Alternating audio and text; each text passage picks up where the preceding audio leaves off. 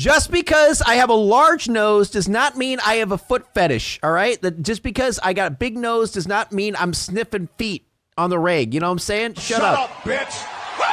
No, you shut up. You're a loser. Are you feeling sorry for yourself? Shut up. Well, Shut up. You should be, because you are dirt. You make me sick, you big baby. Today, I'm going to tell 2 totally insane medical mystery stories. But before we get into those stories, if you're a fan of the strange, dark, and mysterious delivered in... Ballin has a big nose.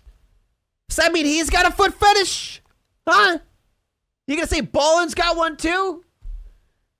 Guys, it's normal. It's normal to have a foot fetish, all right? It is very common. It is a very common thing. I'm not saying I have one. I'm saying it's a very common thing. It's not weird.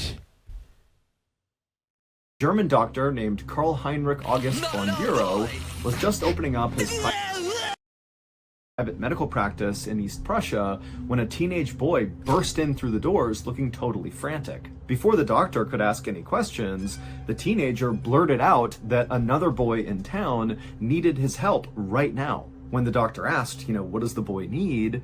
The teenager would say, well, the boy is honking like a goose. For a second, Dr. von Bureau thought this might be a joke, but then he saw the look on the teenager's Not face. a real, wait, was that a real goose? Was that a real goose?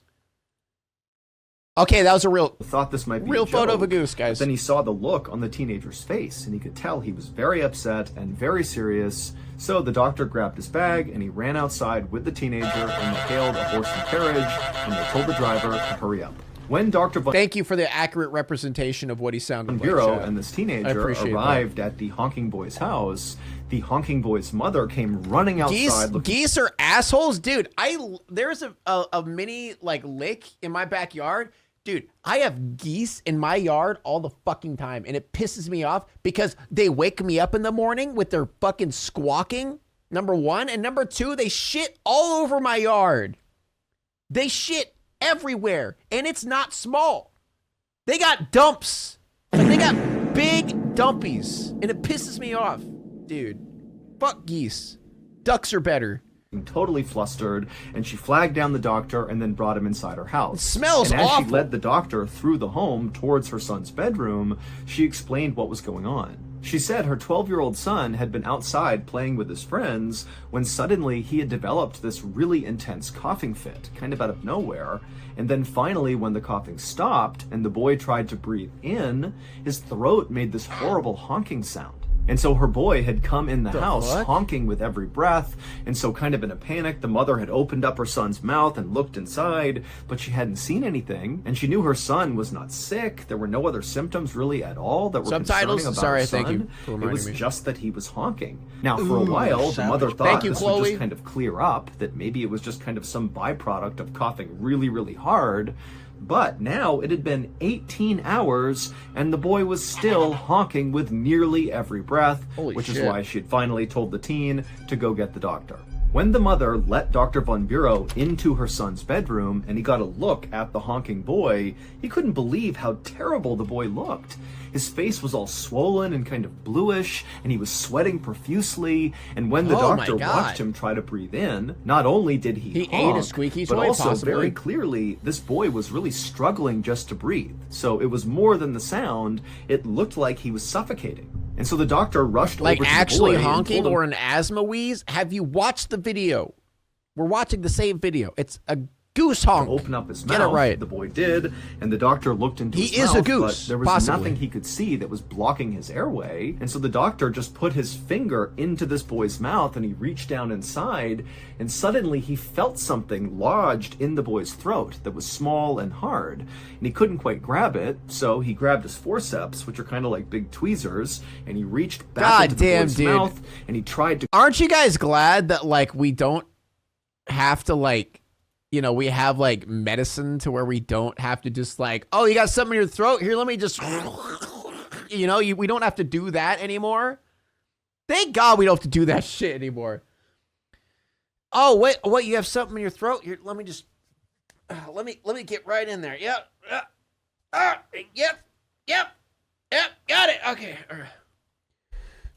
to grab this object that was clearly obstructing his throat. Shut up, foot lover. Fuck off. All right, first of all, just because like you guys think I'm a foot lover. Wait, no, I'm not a foot lover. Just okay. If I was a foot lover, that is discriminatory. Shut up, bitch! Oh my God! It was too slippery, and the doctor could not pull it out. And so the doctor is looking at this boy who's obviously struggling to breathe, and he's thinking to himself, you know, Honk, honk, my brother and feet. We foot lovers gotta support each other in these goosing times. Smell 'em, brother, hell yeah. Hulk Hogan, we are not the same. I don't get in there and get this obstruction out, this kid is going to die. And so the doctor made a decision right then and there to perform an emergency tracheotomy, which is a surgery where you basically cut a hole in someone's neck in order to create a hole in their throat to let air go in. But in this case, the doctor was just opening up his throat to try to get to this object. And so the doctor pulled out his scalpel and he performed the tracheotomy on this boy. He opened up his throat, and when he looked inside the hole into this boy's throat, he saw the obstruction. It was like this pink, small, hard object. And so the doctor just reached in, scooped it with his finger, and pulled it out. And right away, the boy could breathe again. He was not honking anymore. It was obvious that this fixed the problem, but the doctor and the mother are just looking at this object in the doctor's hand, having no idea how to react to this because it made no sense. The object that was trapped in this boy's throat that was making him honk like a goose was a literal goose's larynx.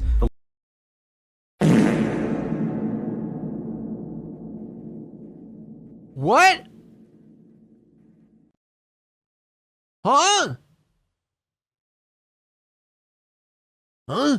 Larynx is a hollow tube in your He ate a goose? throat that helps you make sound. In humans, we call it the voice box. And right before this boy began honking, he was playing a game with his friends that involved taking recently severed goosenecks and blowing through them like they were trumpets.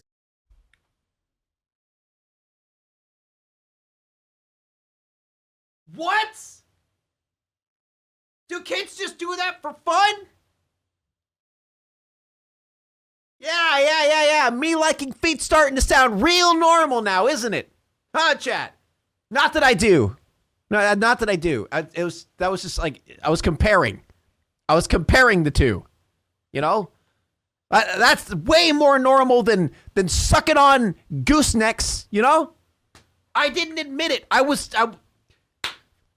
Fuck! And at some point, you know what as I'm this saying? boy was doing it, he began to cough for some reason, and on the inhale, during one of these coughing fits, he had this gooseneck in front of his mouth, and so when he inhaled suddenly, he inhaled the goose larynx. And so that was why he sounded like a goose. Who does that for fun? Like, what? He literally had a goose's voice box in his throat. Luckily, the honking boy was What did kids... Is that what kids did back then for fun? Like, what is that? If you're watching this video, then chances are good you are a fan of the strange, dark, and mysterious. All right, it's his podcast again, chat. I'm allowed to skip it. We all know his podcast, all right? Wait, number 1? Wait, what was before? Wait, why did it start with number 2? On the afternoon of February 1st, 2013, a retired Army veteran named Robert Smith limped his way into the emergency room at the Veterans Affairs Medical Center in Washington, D.C. Robert checked in at the triage desk, but then instead of sitting down with the rest of the patients who were waiting... Who calls it a triage desk? Ballin, I'm starting to not trust you anymore. No one calls it a triage desk. Everyone calls it the same thing.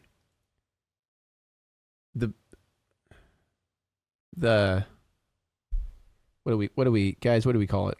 We call it just the desk. What is it? Against the wall and just grimaced. Reception. Information. Yeah.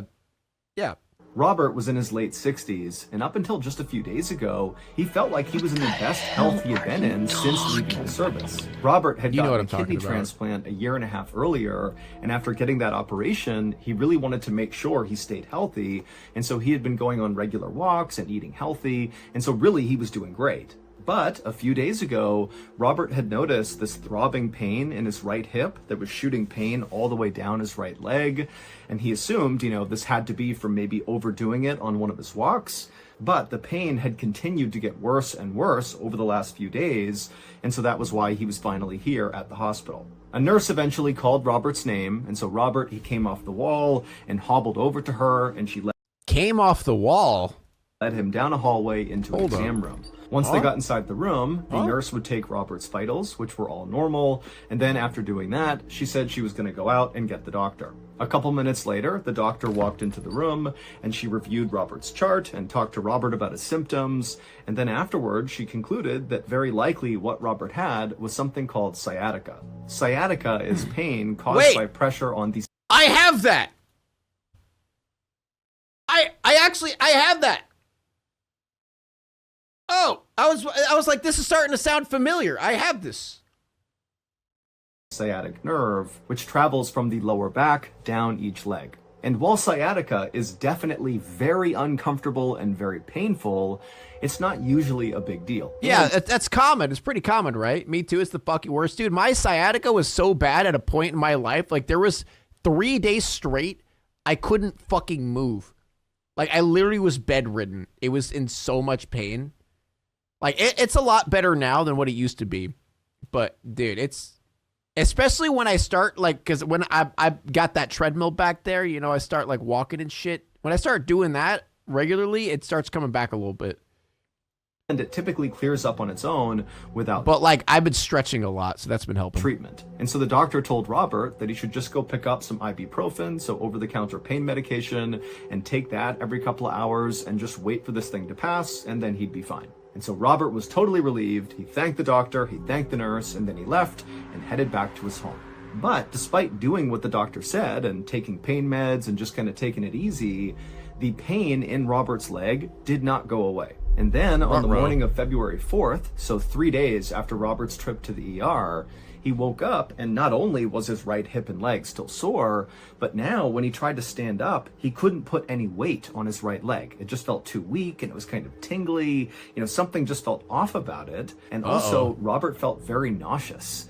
And so Robert told himself that, maybe what was going on here is he was taking too much ibuprofen and it was upsetting his stomach, and maybe it was also affecting his leg negatively or something. He didn't see. This is the cycle we go through in our brain, and this is why the American health system is a goddamn problem, because this is what we do. We always say, is it worth the money? Like, I'm not dead yet. I'm not dying. So, like... I mean, like, I think I'm good. That's literally what I do all the fucking time, man. Anytime I have something wrong with me, like my asthma starts acting up and my chest starts, like, hurting or something, I'm like, it's hard to breathe, but, like, I'm not dying, so... Or, like, when my sciatica nerve starts acting up or some other obligatory thing happens, I'm not dead, so... Like, I ain't gonna pay $2,000 just for the doctor to tell me, oh, just take some pain meds. No. And so that day, he just sat on the couch and watched TV, trying to tell himself that he was okay. It's just sciatica, take a little less pain meds and you'll be okay. But that didn't work, because the next day when he woke up, he was in even worse shape. Now, he not only had this pain and weakness in his right leg, and he had nausea still, but also he now had this new pain in his abdomen that was located right around where the scar was from his kidney transplant. Wait, is this going to be a thing where they, like, left a surgical tool inside of them? Also starting to spike a fever. And fevers in transplant patients are a really big deal, because a fever in a transplant patient could mean an infection. People who get transplants are then given medication that keep their bodies from rejecting their new organ or organs. This medication works by basically suppressing that person's immune system. This prevents the body from mistakenly attacking the new organ, but it also means that if their body gets a real infection, they will have a really hard time fighting it off, because again, this medicine is basically stopping the immune system. And so when Robert saw he had a fever in conjunction with these other symptoms that were not going away, he knew he had to go back to the hospital, because obviously... Dude, like, you would think as a doctor, you wouldn't just write it off as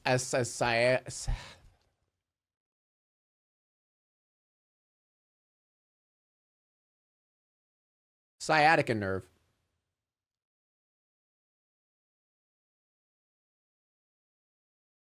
This was not just sciatica. Robert was too sick and weak to drive himself to the hospital, so he asked his neighbor to drive him, and as they were driving to the hospital, Robert basically sat in the passenger seat, rocking back and forth, not saying anything because he was so uncomfortable, and the neighbor, the whole time they're driving, they just kept looking over at Robert. How do you know? Because not only did Robert look totally miserable, but also Robert was sweating profusely, like so much so that it looked like he had just sprinted a 5K. I mean, he was drenched in sweat.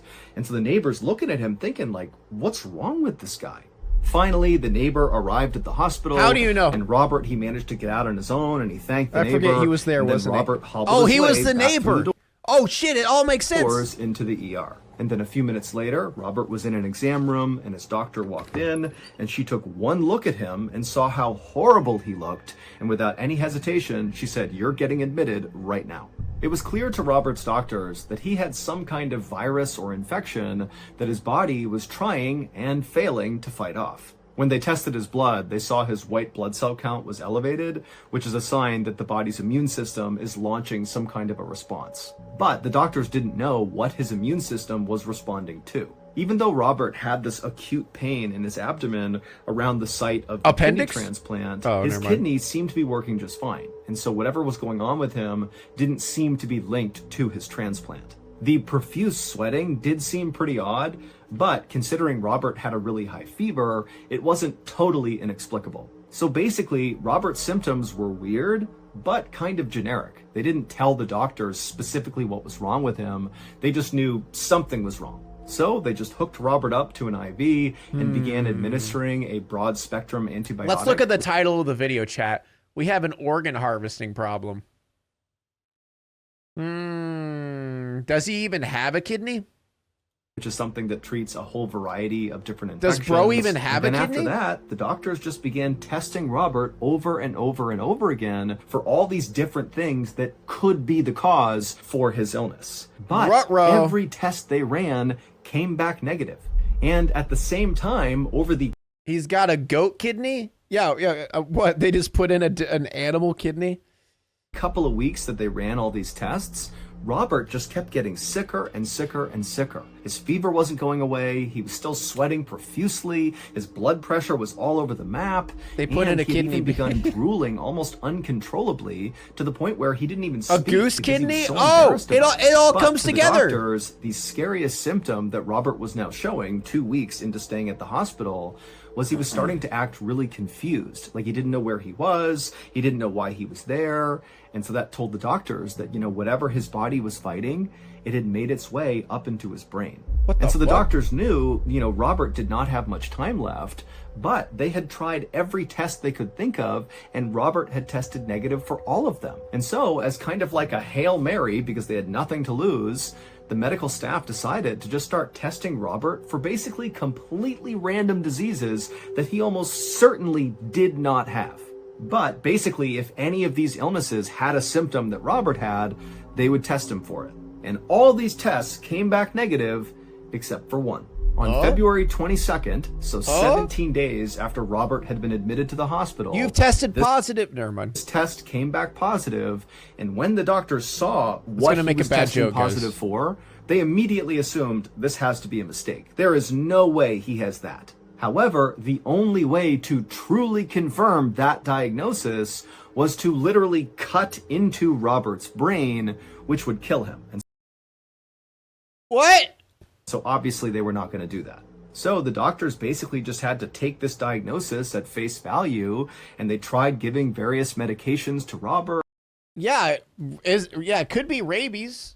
Isn't rabies like an extremely incurable, like guaranteed death situation? But it was obvious none of them were working, and so the doctors felt like there wasn't much they could do, and they just began focusing instead on keeping Robert comfortable. And then finally, on February 27th, so 22 days into Robert's stay at the hospital, he would die from this mystery illness. During Robert's autopsy, the medical Don't say a examiner damn was able thing. to perform that test that doctors could not perform on him Don't say when he anything. was alive, and that was to cut into his brain. And when the doctor cut into his brain, he saw very clearly, without a shadow of a doubt, that yes, Robert really was positive for that very, very rare virus. Which and was? it absolutely is the thing that killed him. But this was not the end of the case, because the virus that killed Robert was not just rare, it was also highly... I didn't think shit until you said something big. Shut the...